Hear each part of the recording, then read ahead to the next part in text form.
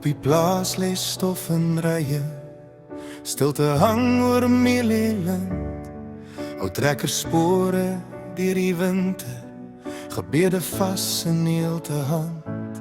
Saans as die honde begin blaf, hou die kinders stywer vas. Want die skadu oor die land maak elke nag net donkerder vas. Hulle vat die grond, hulle breek ons hart. Trane oor die vlaktes van 'n land wat uitmekaar spat. Maar ons staan nog vas, deur die pyn en seer.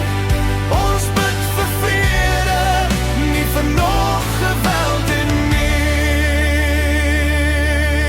Oupa kyk oor droëine, met herinneringe in sy oë. Hy sê hier lê ons hele lewe, tussen die son en reënboogkleure mooi. Maar haat maak net meer wonde, en bloed laat niemand wen.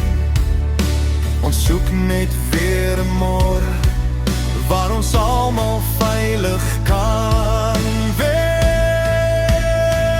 Syde vat die grond, hulle breek ons hart.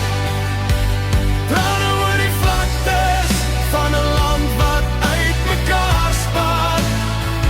Maar ons staan nog vas, deur die pyn en seer.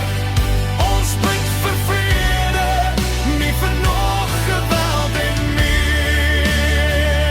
Suid-Afrika, hoor die stemme van elke man en vrou. Want 'n huis wat bly verdeel staan, sal nooit sy drome hou. Laat die lande weer groen word, laat die kinders lag. Laat ons bou aan môres, sonder vrees in elke nag.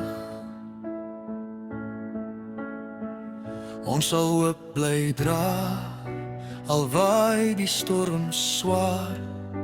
Want vrede vir die mense is die droom van Suid-Afrika.